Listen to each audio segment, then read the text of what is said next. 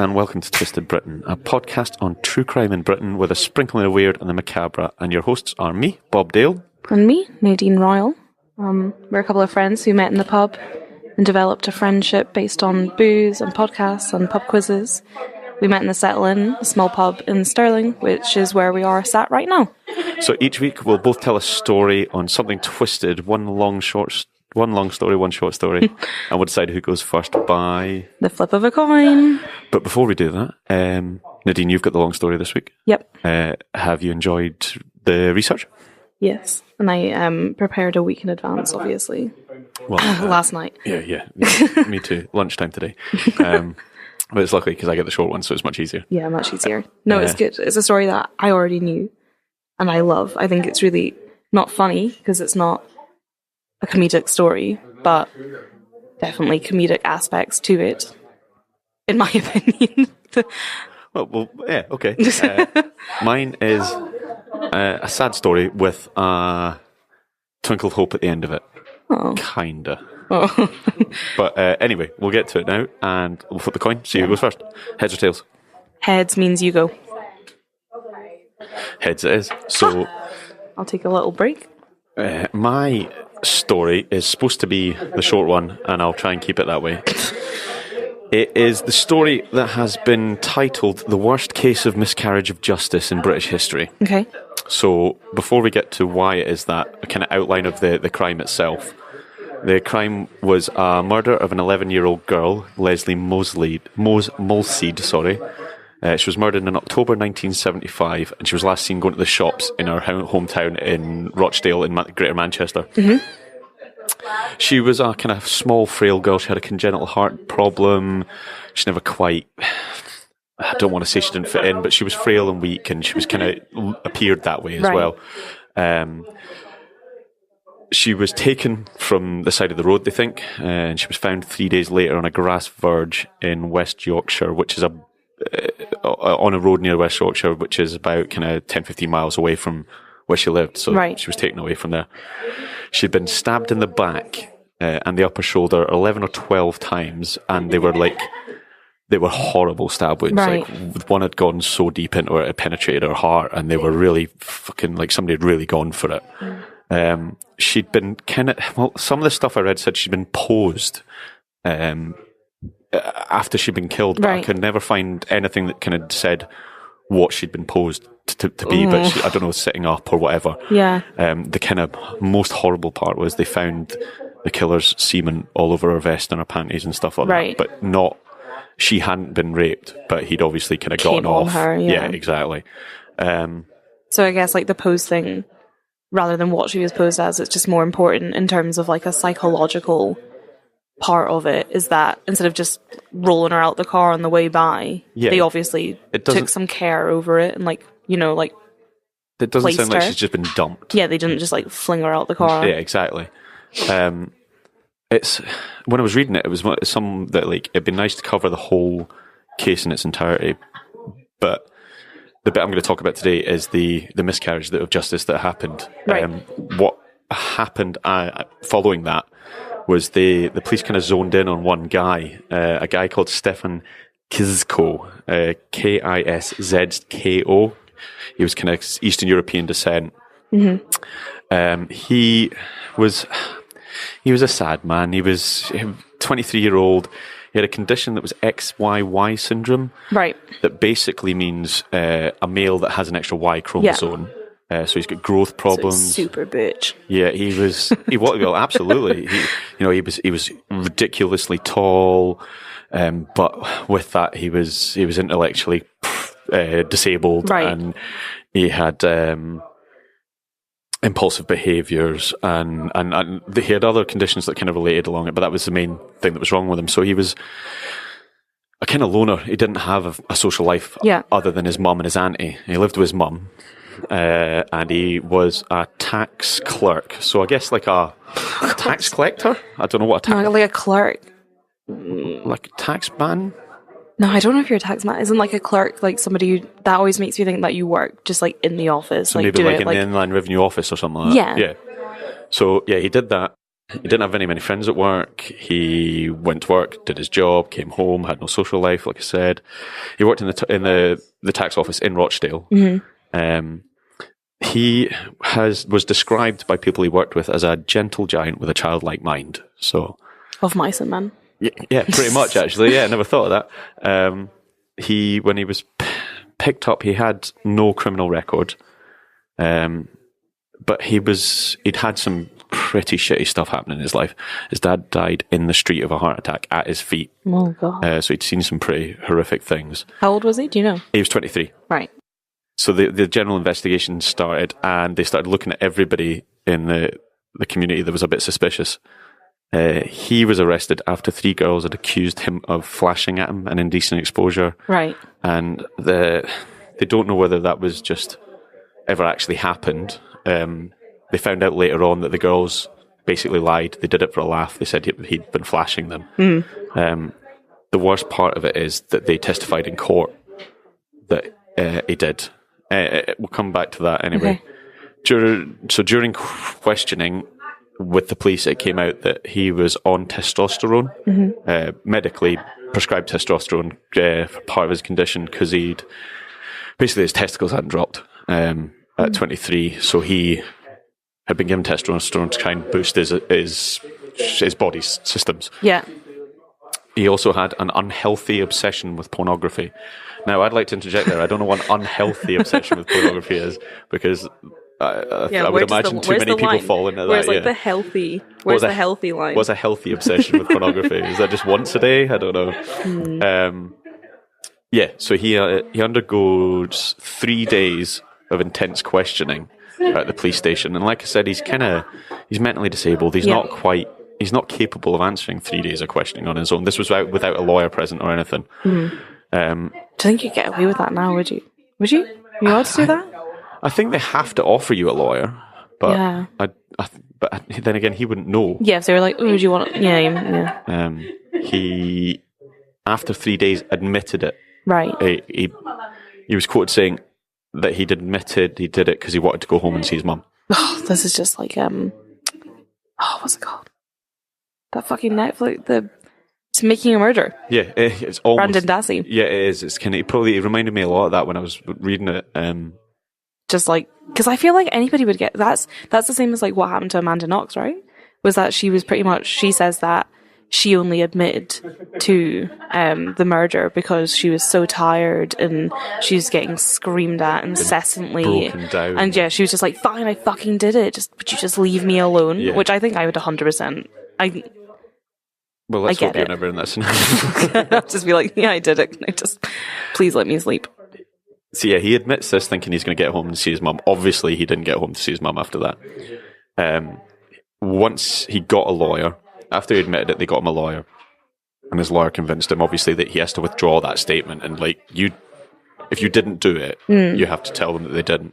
So he did, but by which point they thought they'd got their man. Yeah. So on Christmas Eve of that year, so in 1975, they charged him officially with murder. However, at the same time, well, about 5, maybe 6 months later, kind of July-ish of the next year, there was a guy, Roland Castry, who was arrested. He was a part-time taxi driver, and he was arrested for the sexual assault of a young girl. But he was released on bail. I don't know how you get charged for sexual assault of a minor and then get out on bail. But That's pretty fucked. Well, his penalty, or his sentence, was a £25 fine. Charm. £25 fine. What year was this? This is in Greater Manchester. No, what year? 75. So 25 quid, it's fair enough. It's a lot of money in 75, but Was it even that much money in 75? Probably not. Not really. Like, that's pretty fucking Well, it's bad. getting away with it, isn't it? Well, yeah. We'll give us £25 and don't do it again. Yeah, he went home and told his wife at the time that she could leave him now because he's been caught doing something. Oh, thanks for your permission. Which was nice of him, I thought. So that kind of happened just afterwards. even though there were similarities, obviously it was a young girl and she was sexually abused, and I think he took her to an abandoned house, and Jesus. he didn't rape her either. He made her gratify him, but then she escaped and ran home and told her mum, so he got lifted, and that's how he got charged for that. So that was the beginning of July of 76, sorry. And then on the 7th of July, Stephen's trial started for Leslie's murder. He obviously denied any involvement in the murder. His defence argued the case that he didn't have any involvement, and if he did have any involvement, it was due to the testosterone that he was on. Yeah. And so it was diminished responsibility. That's They were having none of it. Basically, they said, if you're saying it's diminished responsibility, he's admitting that he did it. Yeah, you're still saying, you did it. So they basically went down the line of saying he had no involvement at all. In court, I read several people testified against him. Now, there's no definitive list that I could find of how many people did testify against him. But these 3 girls that had reported it to the police came in and admitted in court that he'd been flashing at them, and one of them had been stalked by him, and they, however, later on, I think in the 90s, admitted that they'd done it for a laugh. So I'm guessing young girls at the time, say 12, 13-year-old, by the time it came to the 90s, they'd been there. Nearly 30-year-olds, they'd obviously gone, shit, we probably shouldn't have said that. It was for a laugh. Hilarious. Yeah, I mean, I don't... Great joke. Bob, next week, do you want to go down to the court and just be like, oh, see that guy there? Yeah, you totally flashed me. Yeah, well, exactly. I would hope that you wouldn't get away with anything like that now. Anyway, he was found guilty of Leslie murder and jailed for life on the 21st of July, 1976. So 2 weeks he was at trial, and then they jailed him for life. Obviously, when he got to jail, he got mentally abused, physically abused. He was beaten with mop handles. He had the sides of his mouth cut open. Oh. He was jumped several times by groups of other prisoners, because as far as they're concerned, he's been convicted of... He's a kiddie fiddler. Yeah, exactly. He got no sympathy from the guards or anybody. In 79, so 3 years after he'd been convicted and jailed, he was diagnosed with schizophrenia and was suffering from heavy delusions. Right. But it took until the 91, so after the Mental Health Care Act in the 80s came out, he then got moved to a mental hospital because he'd lost it by that point. I mean, the story of his time in jail is horrific. Because there's a fairly detailed history of his time in there, because he got moved around a lot, and every time he got moved because he'd get jumped again. As soon as he gets to a new, they find out what he was in for and jumped him. That is why I'd revisit this story on a longer version, because it's horrific what happened to this guy, and what happens next just is mental. So after 14 years of his mum writing to the MP, she wrote to 2 different prime ministers. They all went, nah, not happening. It took a private investigator getting involved to get an appeal to have the case reopened. When the case was reopened, the inspector that was kind of assigned to the case was a guy called Trevor Wilkinson. Yeah. Now, I've named him specifically because this guy took a serious amount of time to actually look at the case itself. And he found loads of errors in the original investigation. The main one being that part of one of his conditions meant that he couldn't produce sperm. What? So the samples they'd taken from Leslie's clothes weren't just ejaculate, they contained sperm. Oh, yeah, right. It couldn't have been him. In fact, the Lord Chief Justice, Justice Lane, said, "It's been shown that this man cannot produce sperm. This man cannot be the person responsible for ejaculating over the girl's knickers and skirt. Consequently cannot have been the murderer." Oh my God. That comes straight from the Lord Chief Justice. I just presumed that they'd DNA matched it. Not in the 70s. Oh, fuck yeah, I suppose. And then, so based on that appeal, in 1991, he was released. So he served 14 years in jail for a crime that he definitely didn't commit. That's so fucked. He was told that he would receive £500,000 in compensation for the time he spent in jail. Fuck it, doesn't matter what amount of money you offer me. If I've spent 14 years in jail, you've stolen the Well, it's guy. not even just 14 years in jail. It's 14 years in jail and the abuse and the torment and the, like, just incessant breaking of your fucking person. Yeah, I mean, it broke his will to the point where he got sectioned. So fucked. So he was given a kind of lump sum when he, like a down payment almost when he left jail, and then he was supposed to receive the £500,000. Yep. But he died a year later of a heart attack, aged just 41. Just like his papa. Just like his dad, yeah. And then 6 months later, his mum, who was the one that had spent 14 years of her life like fighting to get his appeal, Yeah. she died as well. So nobody Jeez. received the £500,000. Oh my god. I did say there's an upside to this story. Oh yeah, the glimmer of hope. The glimmer of hope. Dot, at the dot, end dot, of it kind was, of. Yeah, well, kind of, because that's a horrific Yeah, end to yeah. his being. The good thing is that in 2007, Ronald Castry, who was the part-time taxi driver, Yeah. was DNA matched and jailed for life. Oh no. So her real killer is in jail Oh good. now. Well, yeah, that's good. So her family got a bit of closure because there's interviews with her family. They should have got the fucking $500,000. Well, Give it yeah, to them. totally. There's kind of interviews with her family that I watched briefly that basically said, not only have you stolen our lives, you've stolen Stefan's life as well. And that of his family too. Yeah. So, like I say, I would read it. Yeah, that was good. I like that. I'd come back to that again because actually the Ronald Castry. Oh, I don't even want to know what happened to him in prison. No, I don't care about. But that wasn't his only offence. Wasn't these two? There was he was a bad man as well. But yeah, that's my story for That's this good. week. I like that. It's The whole way through as well, I was like I'd kind of forgotten at a couple of points. I thought, oh, I know this is a story about a miscarriage of justice. And I thought the entire time that you're going to turn around and be like, oh, and then he was like let out after a day because some bullshit. And then, no, he wasn't even guilty. I like that. yeah. I looked for a case that was like he never done it. Yeah, no, I like them. And I found a list of them, and I'm gonna bookmark that. So I think that was the first true crime podcast I really got into was Serial. Yeah. Was the story of like Adnan Syed and how he's so fucking obviously innocent, in my opinion. Yeah, let's just keep that In my opinion. In your opinion, I'll add that in there. But yeah, I like stories like that. Yeah, I mean the sad thing, I don't care if they get the £500,000. Just a fucking an apology or an admission. Yeah.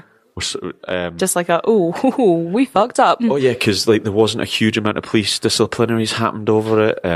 That got to the end of my lunch hour today when I started to rabbit. But nobody got like the wrist slapped or Like fired nothing for it or. I guess like another way of looking at it would be like awareness of his XYY condition and like how much is known about it and how much is known about the fact that his balls hadn't dropped properly and like I don't think that necessarily means that you can't produce sperm if your balls haven't dropped. I think like it causes issues and stuff, but I don't think it's like I don't know enough about that. This better than you, but I don't think I do. I think. Well, yeah. I mean, I think. But like, if they weren't aware of that, I guess maybe you wouldn't ask the question, "Can this man come?" But then that raises the question, like, surely disabilities and things like that should be taken into consideration. Oh, 100%. When you're going to charge somebody. Yeah, you should get like a medical specialist or a doctor or something, like somebody who knows that condition and is like, oh, like what are you accusing him of? Oh, no, that's not him because I know I'm his doctor and he can't come. Yeah, exactly. And then they would have been like, oh, wrong person. Sorry, sir. See you later. So yeah, that's a story of Stefan. Cool. Okay, I should have practiced this really, shouldn't I? You nailed it during it. I know, totally. I'm sure he was a lovely man. Turned out he just got fucked over. I hope yours is happier than that. You promised me comedy. I find it funny, but I think you'll find might say something about you rather than this. No, you'll find it funny because that's the whole fucking point that we're doing this, as we so clearly outlined in our introduction. Nice. Lovely segue. Also, at this point, I'd like to point out that the noise in the background, again, we are in a pub, and that constant noise that sounds like we're right next to gambling machines in Vegas or something, it's actually just some old guys playing some dominoes. Yeah, and I'm going down to join them after this. Yeah, well, we're playing last doubles at the end of the night because that's quite honestly the best game in the whole entire world. £6 off them. High stakes. Might as well be Vegas. Hey, right, okay. My story. I'm excited. Let's go. I hope, I feel like maybe you will have heard it. I hope you haven't. So, my story is about a couple called Lee Ann. Not Lee Ann, one word. Lee Ann. And the second name. No.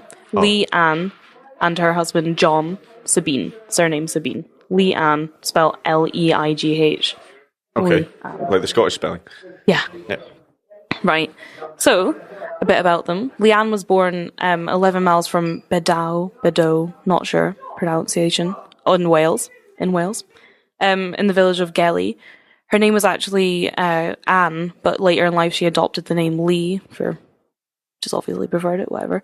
She met her husband John in the 50s whilst training to be a nurse in London.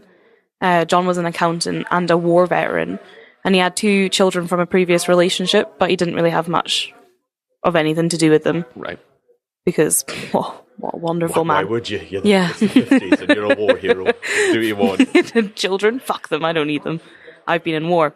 They had 4 children together, Leanne and John, and then they emigrated to New Zealand, where they had a 5th child. Whilst they're in New Zealand, though, they didn't live as Leanne and John Sabine. They lived as Lee and John Martin instead. Right, okay. So they changed their name. So for any particular reason? Not sure. Right, okay. Shits and gigs. They had their 5th child out there. They had 2 boys called Stephen Martin, and then 3 girls, Susan Jane and Leanne. I mean, if you've nailed it first Love time, that name. Why not change Love it? it. Loves the name Leanne. When their children were between the ages of 2 and 11, they abandoned them in a nursery in Auckland, New Zealand. I mean, if you've had enough, you've had enough, right? Had 4, went to New Zealand, had a 5th, too many. Fuck them, leave them behind. Spread of an 11-year-old. He's a war veteran, she's a nurse, they don't need them. Yeah, move on. The spread of an 11-year-old and a 2-year-old. Fuck, they must be knackered. I don't know. I don't think you should say the words "the spread of an 11-year-old." Oh yeah, okay, maybe, especially not having followed up with my original statement. We're gonna ignore the fact that I said "spread of an 11-year-old." Redact it from the recording. Luckily, this won't be around forever. Later on in life, one of the sons, Martin, actually killed himself. The son did. Yeah, which is probably because he was abandoned in a fucking Auckland nursery by his loving parents. Yeah.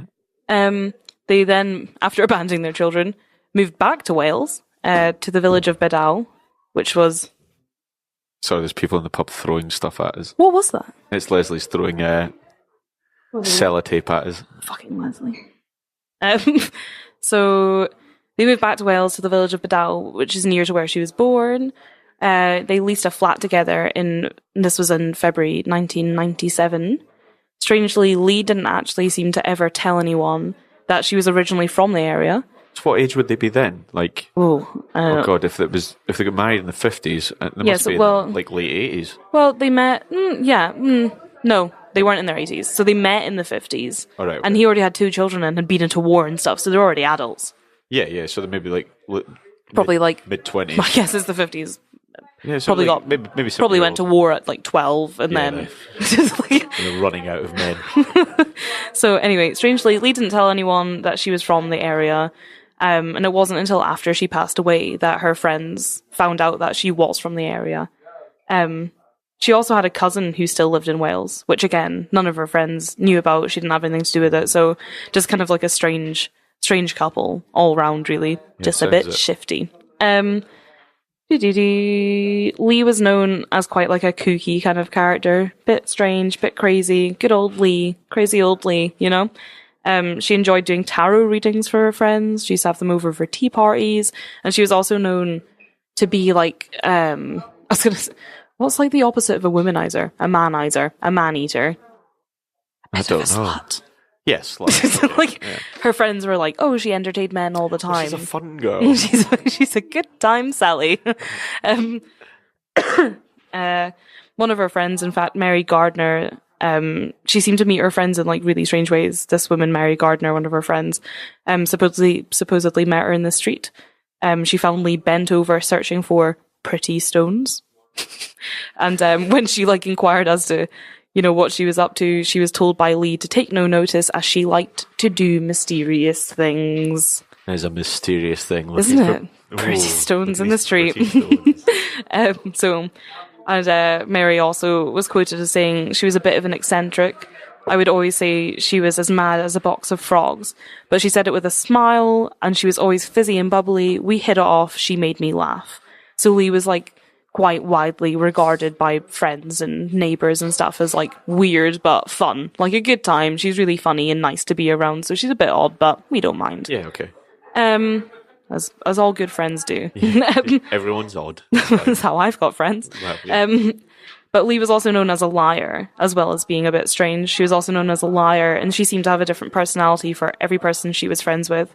Mary had asked about kids, and she was told, God, no, by Lee. Like, she'd never have kids. She hated kids, even though she had 5 and she left them in Auckland. She sounds like a really like insecure, kind of didn't know herself kind of person. Yeah, like, just I don't know, just made up shit constantly. Wanted to be somebody else. Yeah. Yeah. Another one of her friends, Liz Chalkley, was also quoted to say, the problem with Anne was you never knew if she was telling the truth or not. So she sometimes went as Anne as well, which is just confusing. This is why I had to write shit down. So her friends knew she was a liar. Yeah. Right. Lie. Yes, she did.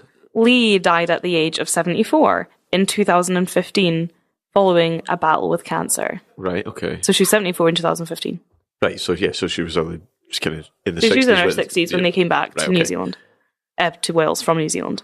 So, 25 days after Lee Ann Sabine died, the mummified corpse of her husband, John Sabine, was discovered. Oh, fuck, I never saw that coming. Okay.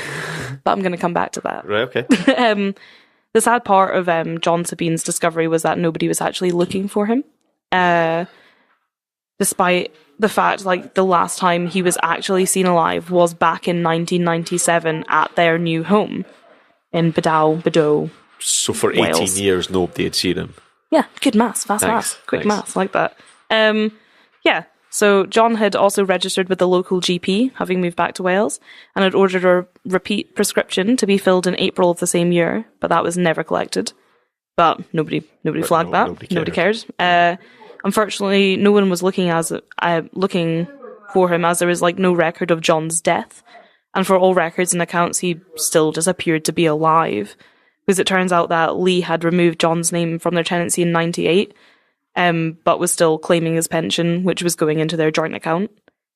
But she took his name off the tenancy because it enabled her to apply for single person's occupancy and save mega bucks on her tax. You're solid 10% discount on your council tax. Saving that dollar on that council tax. And also she got benefits because she was living alone. I don't think she worked or anything because she was like in her 60s, 70s. Too busy partying and looking for shiny stones. Shagging men in her boudoir. Yep. Where was I? Right, so she removed his name from their tenancy in 98, so a year after they moved in together and like took on this flat. 98, removed his name. She continued to receive his army pension. And then, in August 2005, when John would have turned 75, she transferred her telly license into his name because apparently when you're 75, you get it for free. Yes, you do. Saving that money. She's all about the saving. Yeah, she wasn't daft. This is mad though. Like all this stuff's going on and nobody... She's all about the cha-ching, cha-ching. I'm so disappointed in you. This is my most modern reference I can do. And that was about like 4 years ago or something. I'd get that one in the pub quiz though. You so would. Yeah, you would. So yeah, she was pretty shit. She was pretty devious. Unashamedly reaping the benefits of her deceased husband. Nobody gave a shit. Nobody checked up on it, even though there was all this like weird, like, how are you getting a pension when you don't have a registered address? How are you How do you have a TV license when you're not registered to that address? That's fucked. Like, they surely check that kind of stuff now. They must. Well, you would hope so. Like, otherwise, like, in 15 years when my dad turns 75, I'll be like, here, I'm going to put my TV license on your name. Thanks. You maybe shouldn't say that on a podcast we're hoping to release. Redacted. I don't know, I suppose your army pension would come to your bank account. It wouldn't necessarily have to be linked to an address, so an army pension probably would come through. Yeah. I'm not too sure about, like, your state pension. I don't know what happened. I don't think she didn't seem to be claiming. As far as I'm aware, she was not claiming that, but... Right, okay. Could have been, I mean, I suppose if it was a joint account that they had set up for the army pension, or was the army pension I think what I have written down is that she...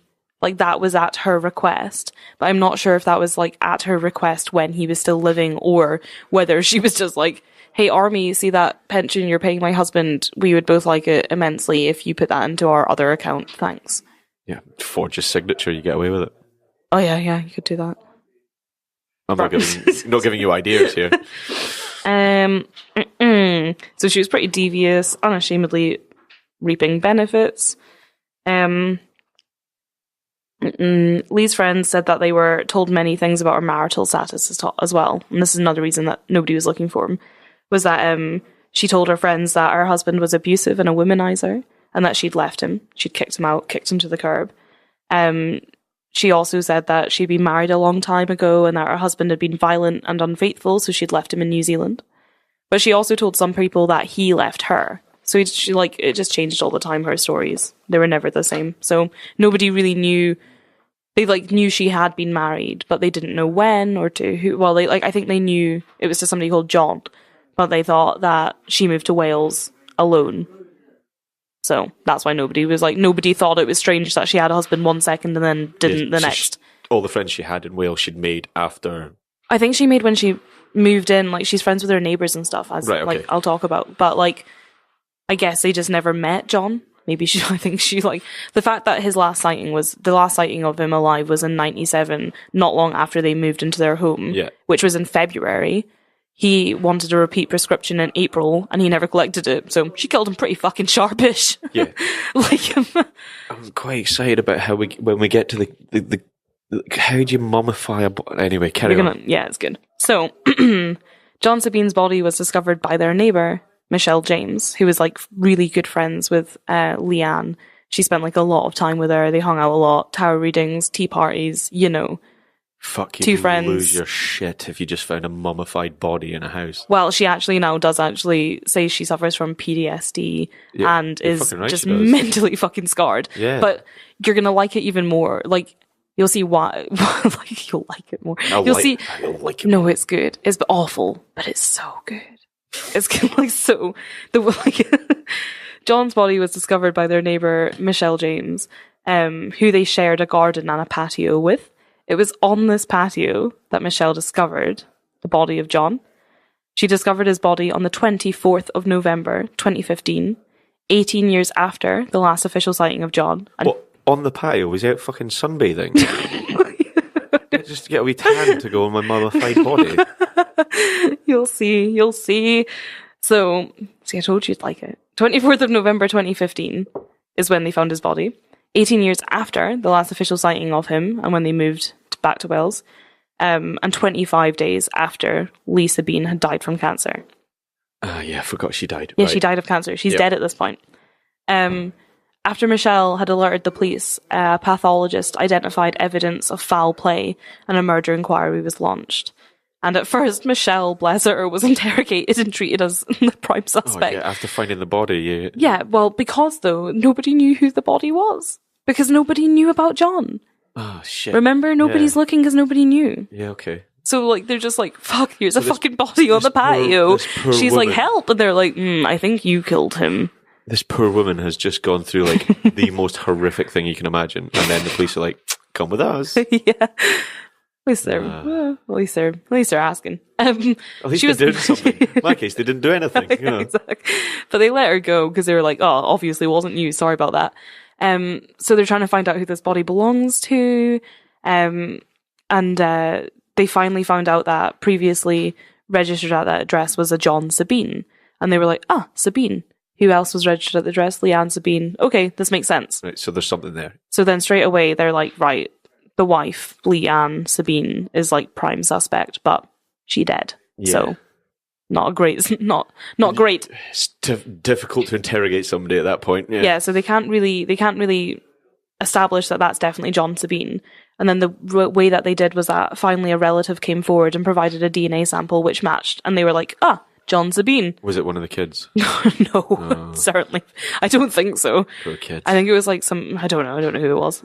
Unnamed. A post-mortem confirmed that John had died as a result of blunt trauma to the back of his head, and his wife Lee was like the main suspect.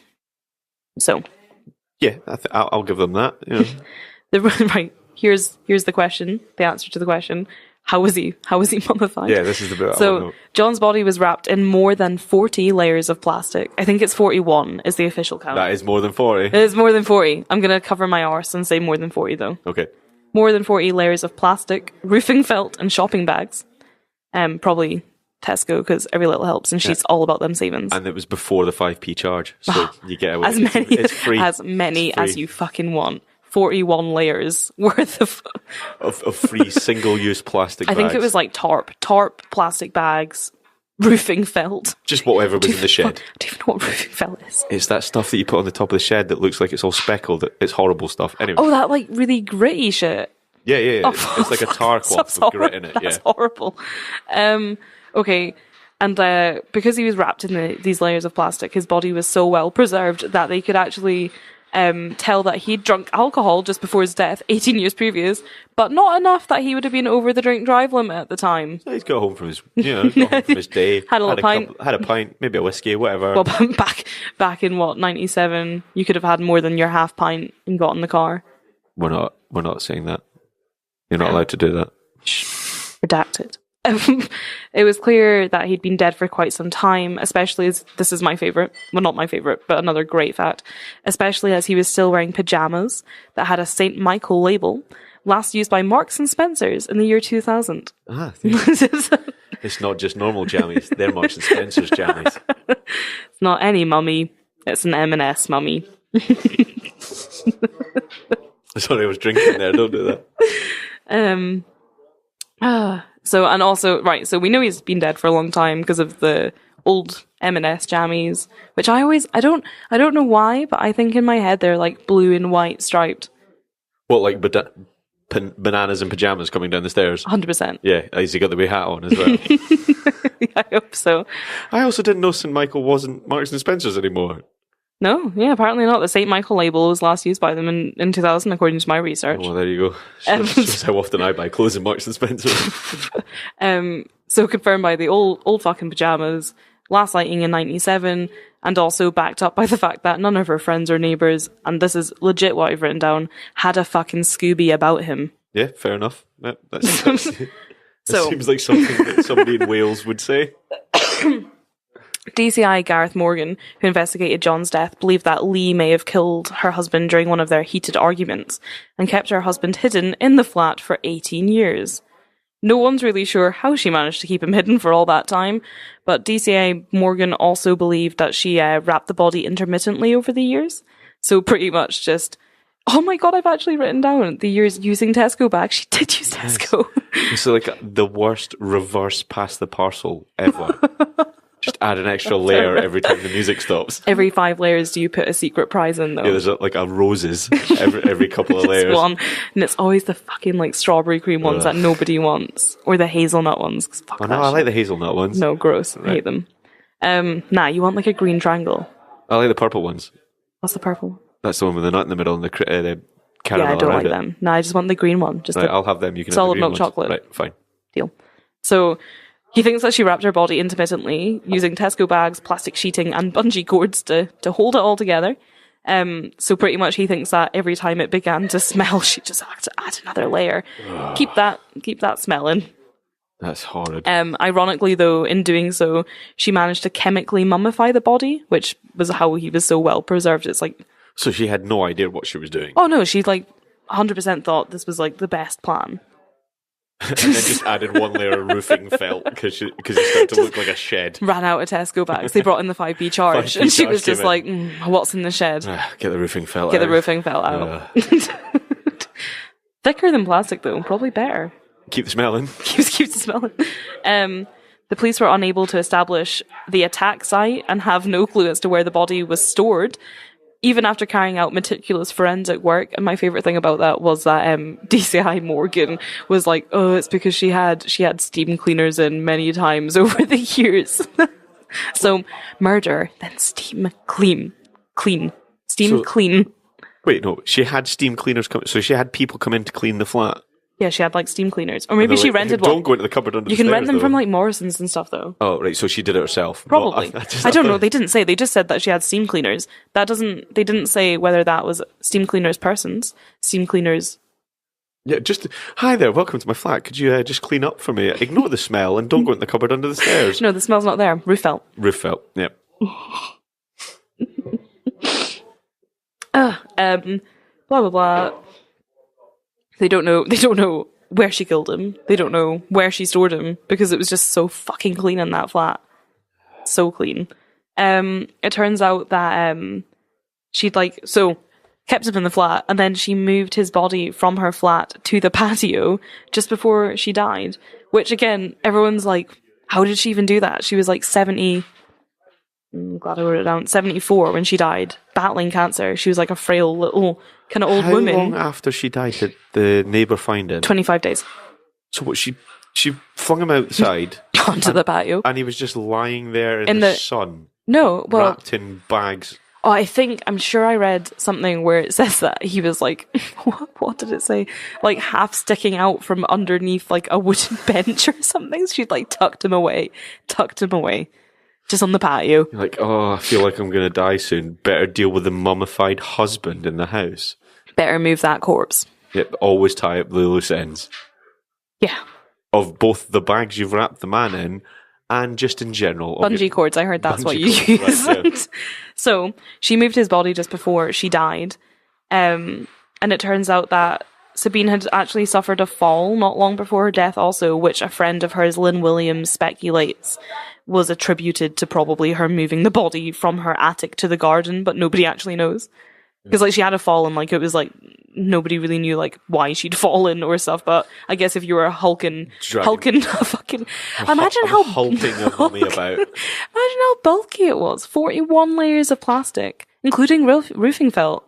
Yeah, so it was bulky. That's and, bulky. Like, obviously, unless you're like the best rapper. I presume a mummified corpse is like wrapped in that much plastic. Like I think a skeleton alone is pretty heavy too. Is it stiff like a board? Could she like sit in it and slide down the stairs? No, because like right. Imagine when you get. Oh no, I can't even think of something. There's nothing to equate this to. No, there isn't at all. Weird. Yeah, you've got a weird one here. Yeah, it's a good one though. I love it. I heard this ages ago and I was like, this is incredible. So, the reason that Michelle James even opened this wonderful parcel and special present on the patio. And found his body was because this is the comedic bit for me. I love this. I think this is phenomenal. It's because for years, Lee had told her that she had an old medical skeleton from her nursing days. Remember, she met John, London, 50s, nursing. From her nursing days, which she kept in the house. Lee suggested that it would be a hilarious practical joke if Michelle was to get it out after Lee died and put it in her flat to scare the new people who would move in. Absolutely honestly. Hilarious. I mean, in her defense, and I don't like to come to the defense of horrible murderers very often, but she technically wasn't wrong. She wasn't wrong. She did, from her nursing days, have a skeleton, because from her nursing days she met John, and then she kept him. That's technically a medical... 18 years. But he wasn't a skeleton because he was a mummy. He was mummified. Is it bad that every time you say he was a mummy or mummified, I picture like Scooby-Doo and the guy with the bandages like dripping off his arms? No, it's plastic, no bandages. Come on. So, Michelle... where was I? So, hilarious practical joke if Michelle was to put it in the flat to scare the new tenants of her flat after she died from cancer. Hilarious. So after Lee died, Michelle cleared out her flat for her, and then she eventually got around to the medical skeleton left in the garden wrapped in plastic. Michelle and her friend thought it would be a hilarious practical joke to play on their mate Gareth if they got the skeleton out and sat it on the couch in between them and just like invite him over. Gareth. Nah, I don't think Gareth ever saw him. I hope not. So they went to unwrap it to play this amazing joke on Gareth and found John's mummified corpse instead. Shouldn't be laughing. Still wearing his M&S pajamas. Yeah, well, at least he was comfy all that time. Yeah, they were comfy. M&S pajamas are luxurious. Oh yeah, I mean, I don't have M&S pajamas. I got an M&S bikini this year and it's fucking nice. All right, show off. My bikini's from Primark. Don't even bother buying that, just fall to pieces. It turns out that Michelle wasn't the only friend who knew about the skeleton, which is even better. She told Lynn Williams, the one who'd speculated about her falling down the stairs, hulking this body about, she needed Lynn to do her a favour. She needed her to move a skeleton from the shed to the attic to scare the people who move in. Lynn and Lee then joked about it being a real skeleton. Like, she's like, oh, I need you to do me a favour. See, after I die, can you please move the skeleton that I have from my shed to the attic? So, like, the other way around. Yeah, sure, of course I will. And you're like... That sounds like a perfect But apparently what she said to her was like, hope it's not a real one. And then Lee's like, ha ha ha ha ha. Can you imagine how awkward? And like her just like, ha ha. Another drink? More tarot readings. Apparently... It's just the death card over and over again. Oh, how strange. And the Joker. Apparently she'd also gone a step further and told her hairdresser, Bernadette Ademic, I don't know, who no longer talks to reporters because she says that this quote's been blown out of proportion, but this is my favourite quote, so I'm keeping it.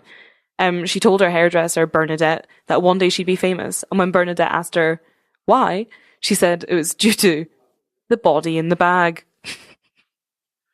Well, I mean, you spent a long time earlier saying she was a liar, and I'm going with so far everything she's not that much of a liar. Maybe people just thought she was lying. They're like crazy old Lee, and she's there going like, I've killed my husband, and he's in a bag, and they're like, she's such a giggle. Lee. She's such a liar. Her and those pretty stones. That's what she used there.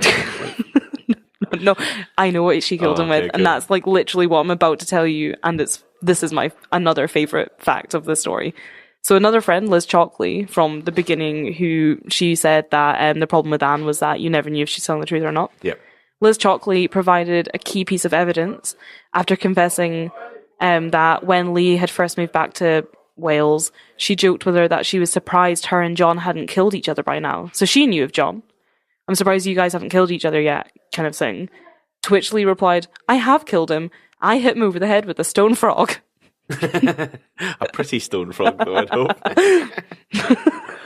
So she'd at that point said it. It was just like, yeah.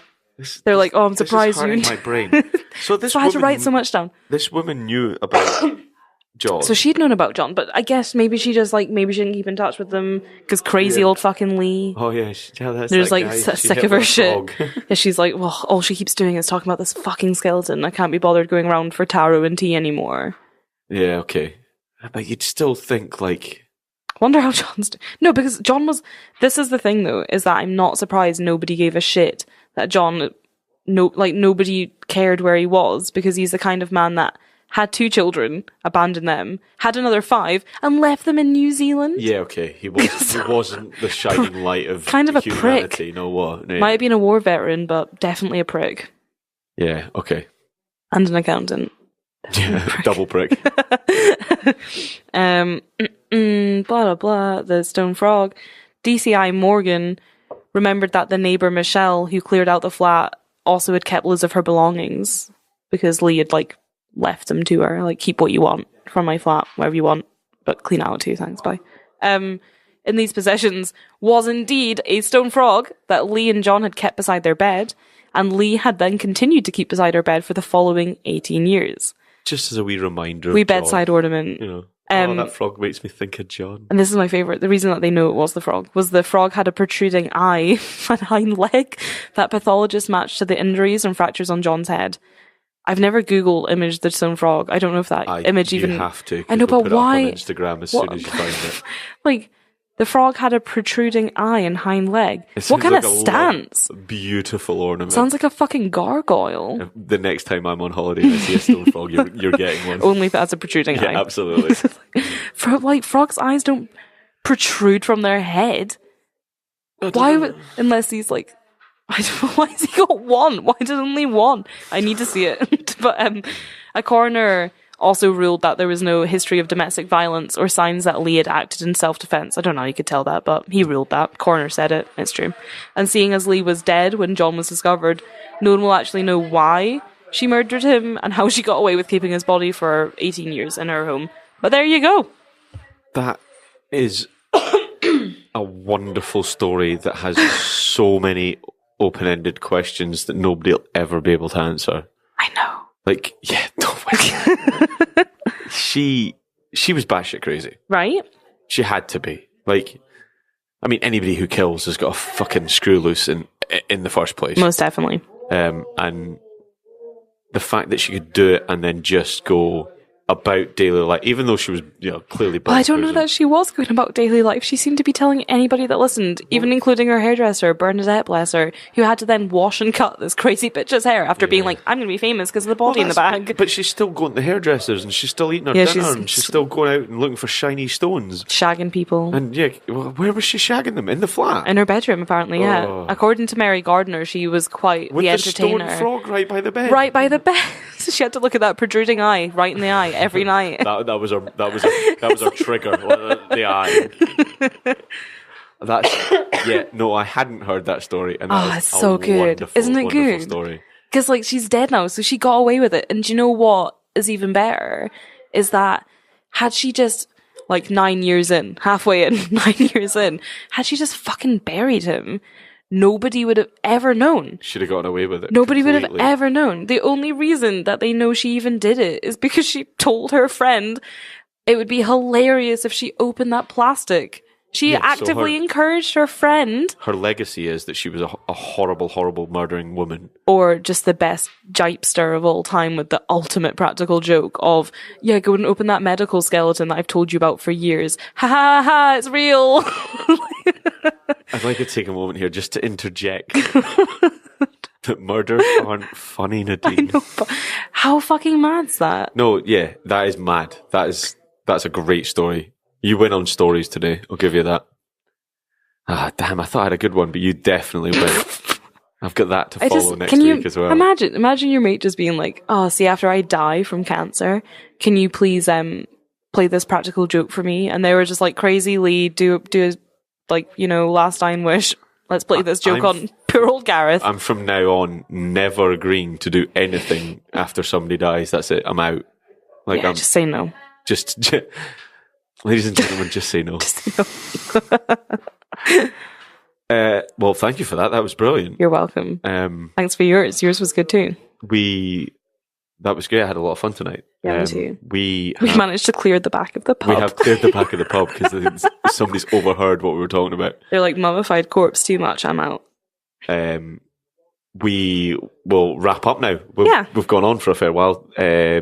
The only things we have left to say, I think, are check us out on Facebook. Yeah, we're at Twisted Britain. And on Instagram. Twisted Britain. We will have a Twitter feed once one of us works out how to work Twitter. I'm not doing the Twitter. I'm not doing Taxi, the Twitter. not me. Flip a coin. We'll flip a coin for it. We do have a website under construction. TwistedBritain.com.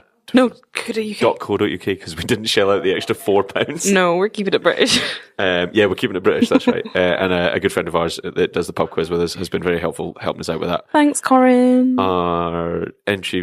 Our intro music for this episode is Matt Johnson. My lovely partner. Who's Nadine's lovely partner. He's a lovely man. Find him on Spotify, Facebook, etc. And under SoundCloud as well. Oh, SoundCloud under the Narcissist Cookbook.